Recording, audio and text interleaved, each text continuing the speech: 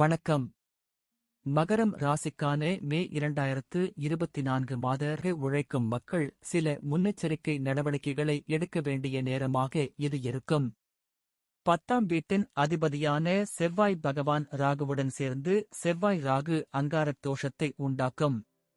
இது இந்த மாதம் வியாபாரம் செய்பவர்களுக்கு ஏற்ற தாழ்வுகள் நிறைந்ததாக இருக்கும்.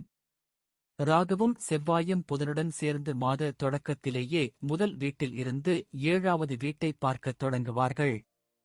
இதனால் வியாபாரத்தில் சிரமங்கள் ஏற்படும், உங்கள் வேலையை முடிப்பதில் தாமதம் ஏற்படும் அல்லது வேலைகள் நின்று போகும்.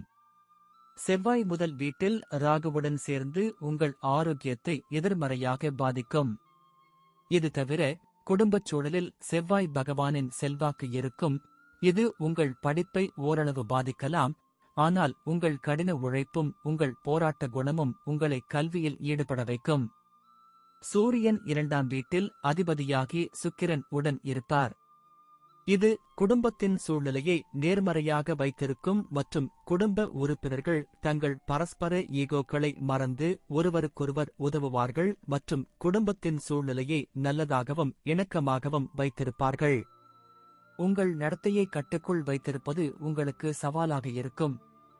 நீங்கள் அதை கட்டுக்குள் வைத்திருக்க முடிந்தால் நீங்கள் ஒரு நல்ல காதல் வாழ்க்கையை அனுபவிக்க முடியும்.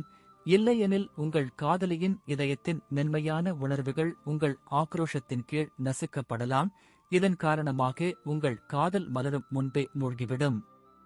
உங்கள் நண்பர்கள் உங்களுக்கு மிகவும் ஆதரவாக இருப்பார்கள் மற்றும் அவர்களின் உதவியுடன் உங்கள் காதல் உறவு மேம்படும்.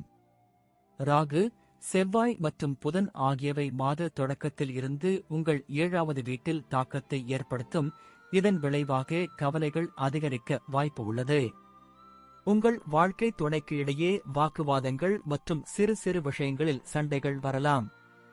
சனி பகவான் 12ஆம் வீட்டில் நீடிப்பதால் தொடர் செலவுகளும், 2ஆம் வீட்டில் சனி பகவானின் பார்வையும் இருப்பதால் வெளிநாட்டு வழியில் பணம் கிடைப்பது, பணத்தை மிச்சப்படுத்துவது நல்லது. வெற்றியையும் பெறலாம். உங்கள் ராசிக்கு அதிபதியான குரு 3ஆம் வீட்டில் அமர்வார். உங்களுக்குள் ஒரு சோம்பல் உணர்வு இருக்கும். நீங்கள் அதை கட்டுக்குள் வைத்திருக்காமல் சோம்பலுக்கு ஆளாகாமல் இருந்தால் முக்கியமான வெற்றியை நீங்கள் இழக்க நேரிடலாம் மற்றும் உடல் ரீதியான பிரச்சனைகள் உங்களை பிடிக்கலாம். நன்றி. வாழ்க வளமுடன்.